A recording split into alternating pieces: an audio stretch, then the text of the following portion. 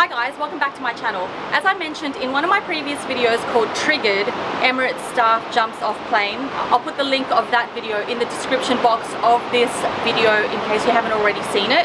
I did mention that I wanted to do a couple of videos that would help anyone who is thinking about leaving Emirates to transition into a new career or a new country, and this is that video. The reason I'm doing this video is because I don't think that it's talked about enough. I think that we get a gist of what it's like to transition your career or leave Emirates or leave Dubai to go back to your home country to do whatever it is that you planned on doing, but I had never really found anyone give the details of what that would be like. The aim of this video is to hopefully give you some insight on being someone who came from that position. What I want to offer is perspective in hindsight. If you've been on my channel before, you might have already seen some of my videos about, you know, real talk, what it's like once you leave Emirates, but this one I wanted to be a bit more detailed, especially because I think we're now in a good, not just headspace, but I think we're in a good place. In saying that, we have been out of Emirates for 3 years now, so that's probably just an indication of how long it really takes to assimilate and build something from scratch. If you're new to my channel, I was Emirates crew for 7 years. My partner was also in Dubai for 9 years. I'm originally from South Australia, Filipino background. My partner's from Queensland, and so when we left Emirates, we decided to move to Queensland. When we first decided to leave Emirates, there were 3 main things that we planned for: money, location, and job. I didn't want this video to be about the 3 things that most people already plan. I want this video to be about the things that people don't talk about. If I had some advice to give myself when I was planning to leave, these are the things that I would tell myself. 1, really start looking at your goals. When I say goals, I'm not really talking about career goals, because that's what I was centered on. I thought that once I start my new career, everything would be great. I'm talking about life goals. I'm talking about your big picture. What would you like your life to look like after you become cabin crew, after you have left that life? Because naturally, if you have an awareness of what you would like your life to look like, that will guide your career decisions. A lot of the time, by the time we leave a job that we don't really like anymore, or just we're done, we want to leave that place, we want to think about the next step. I like to go think of the end step and work backwards, because that way you can align your steps and every now and then do a reassessment and say, are my actions actually contributing to my big goals? Because if they're not, you reshape them. It's a really good time to gain perspective on what those goals are, and you don't actually need to know them right away, but it's good to start having a look at what those goals are and how they will evolve over time. This is something that I do a lot now that I have my own business. I wish that someone had told me this before, because I've made a lot of mistakes in terms of the jobs that I choose, the level of patience that I have to grow something, and the level of patience that I had within my journey, purely because I didn't really have perspective of these big goals, or I had an idea of them. I just thought that I could make them happen sooner rather than later, and that has a lot to do with the fact that I am an optimistic idealist. Idealists tend to live around their ideals and their fantasies. Well, if you're anything like me, you'll dive into a lot of things. Sorry, that's a helicopter. We're at the Gold Coast. You'll dive into a lot of things and not be so calculated about it. Billy is more of an optimistic realist, which means that yes, he has some optimism with the way that he approaches things, but he's also realistic about the amount of work that it's going to take to get to where you want to be, and it also gives him an indication of how much time that may take. So goals, have a look at that. The next thing is, oh, this one is super huge, personal development. Personal development, yes, it takes time, and for me it's cost money. I found some courses that I paid money for, and I wasn't really going to be guaranteed a result, because personal development, the development comes from within, but I chose to start investing in myself, and that was the biggest thing. The reason I have perspective now, and I think some of the reason why I think it's important to be able to share this with you, is because I guess I've been educated a little bit on self-awareness and what that's like to have for me. You know the saying, they say that you are the sum of the 5 people closest to you. At the time when I was at Emirates, I was just surrounded by a lot of people. Most of the time we were very, very transient. What I really wanted was mentors. I didn't know this at the time. I wanted to have some guidance and I didn't really know where to find it. And lately when I started my business, I started looking to YouTube. So me personally, I love to listen to Gary Vaynerchuk. He's like super fire, like he's an entrepreneur, he's fire, he's very charismatic, all of that stuff. And I love to listen to Gabby Bernstein. I listen to a lot of, I guess, entrepreneurs because I like to understand how they think and how their thinking affects their behavior. So I started really using these tools to help me, and I would just listen to them in the background while I would be doing idle tasks. And it's the kind of thing that nurtures, I say this like a baby, it's the kind of thing that nurtures my mindset. So I have a wellness coach, I've done personal development, and I still ongoing listen to these podcasts because I feel as though I'm reshaping my mind. Why I think this is important is because when you don't really know where you're starting, so if you guys have seen that last video, the triggered video, you would gauge that I wasn't in a healthy mind state. My mental health was not good. I was confused, I was very lost, I was very uncertain, and I was unmotivated. I'm saying this to you now that after all of this work that I've done, I think that when you're in the space and you're still employed, you still have time, you still have disposable income, it's a good time to start looking into these things, because a lot of the time no one's answer about what you should do with your life is never going to be as effective as your own answer. A lot of that comes from within. No one can tell you what you want. You know, they might help you get to the steps of what you say you want, but if you truly don't know what you want, well, what I did was I would just cling on to wherever I could find answers. And for me, I just had to make a lot of mistakes, and I had to be okay with that. I made a lot of mistakes, then I learned what I really wanted, and that's how I guess I evolved. So, number 3, if you're really not too sure what you love, another thing that you can do is start tapping into hobbies. I'm not joking, this is something that helped me after I left. I started experimenting with things that I thought I might like. Photography, videography, now it comes into play perfectly because I do vlogging, but photography ended up being one of my first jobs after Emirates, because I couldn't get a job that I wanted. So I built my own portfolio, I used Instagram to connect with people, and I went from there. Being able to go into your goals and tapping into that and then realizing, oh, I don't really like that, that's totally fine, because at least you know what you don't like. As you go, you will evolve. You go, oh, I don't really like photography, but what would it be like to do videography?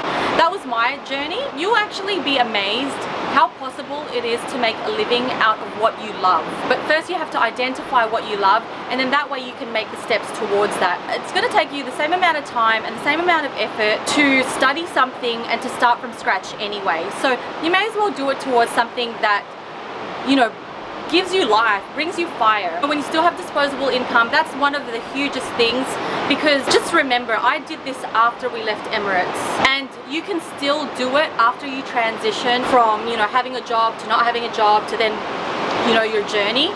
But I think that had I had some insight and had the opportunity to do it sooner rather than later, I would have done it sooner. I think it might have made things easier. Now the next point is more about, I guess, understanding and awareness. Be aware that you are about to enter a phase of transition. I don't think that people have explained this in depth, because transitioning anything really means change, and most people don't like change. I was very uncomfortable with it. I was very confused with what was going on, and to be honest, I resisted. I had so much resistance to that change, and I already thought that I was a pretty adaptable person. It's just that things were changing in a way that were out of my control and out of my desires. Like all of my plans, kind of like, here were my plans, and they all fell down to the ground, turned to shit. My plans did not turn out the way I wanted them. But thank God for that, because the way my life is happening right now, it's way better than what I had planned for myself. What I really want to say is, yes, you'll go through some transition, and just remember that these are tips. But I realize now that sometimes, I mean, I'm a bit spiritual, so this, you might think this is a bit woo-woo, but I believe in surrender. Like now, I believe in surrender. Back then, I heard the words, I didn't really know what they meant. At the lowest point of my life, I guess, when I was transitioning and just had no guidance at all, when I did sort of like you know, I was like, just help me. I was so sad, I was so depressed, and you guys might have seen that already, but I just said, just help, I need help, I really need help. And things would start to come to me slowly, and I would only need to find one little bit of gold in anything to make me sort of be like, all right, you're on the right track. And then eventually, as my life started panning out, I realized, you know, luckily my plans didn't come true. Like, the universe was kind of like, look, I'll let you try your plans. It seems as though you really want to try them,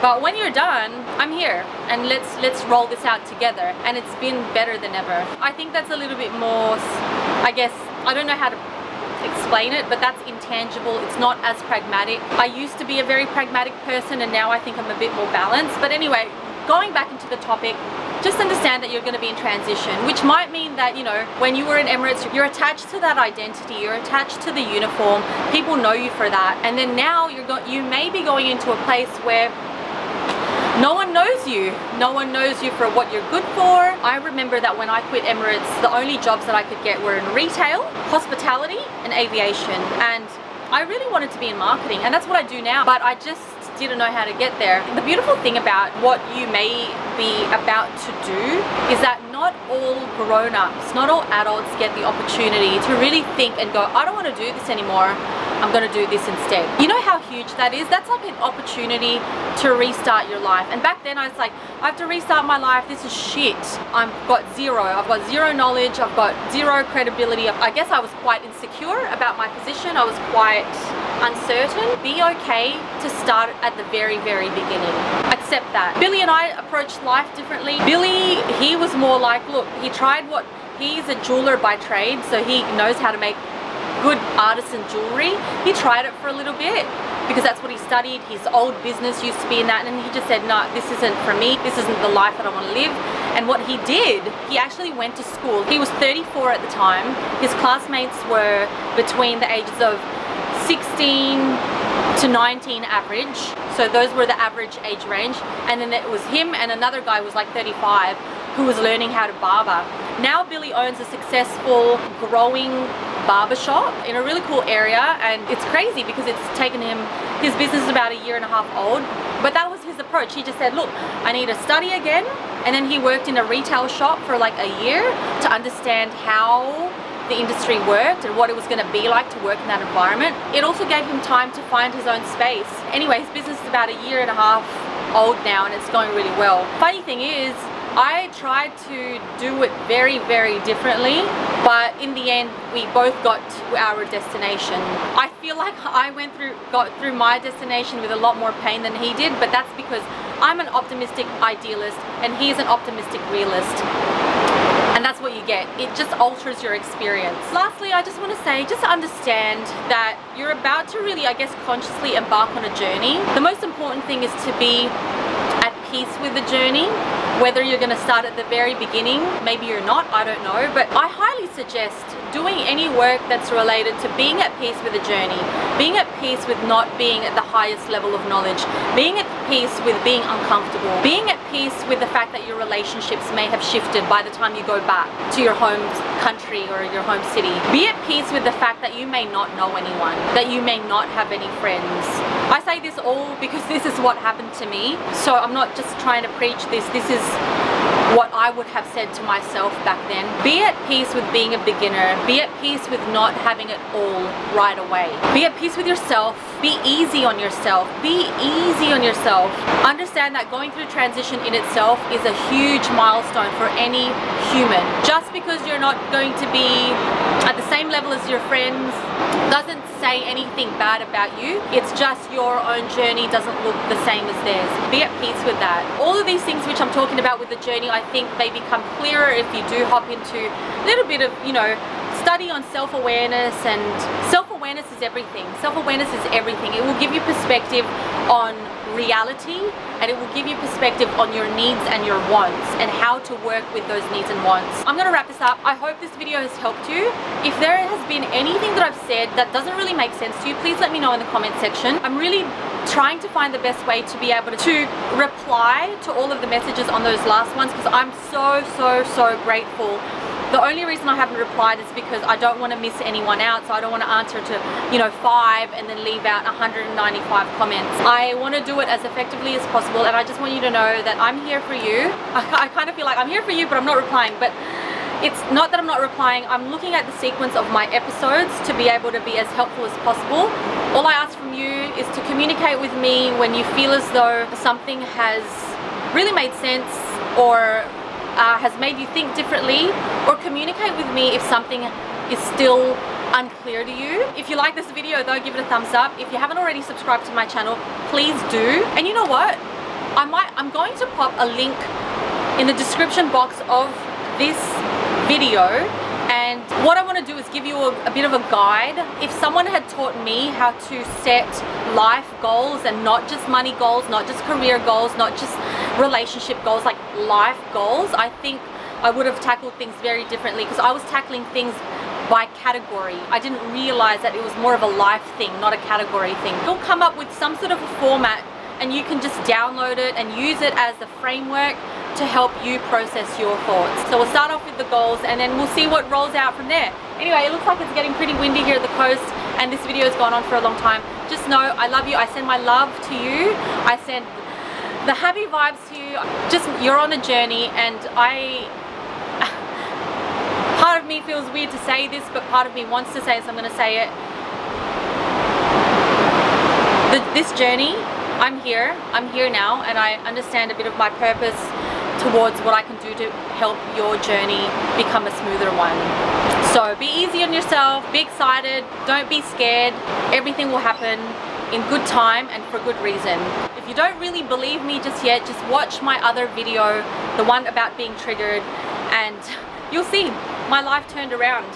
My life turned around from being completely hopeless, no value, just a shit life, and to a life that I really, really love. So I want to pay that forward onto you guys, because I think everyone deserves to be able to live their best life. So big love from the Gold Coast.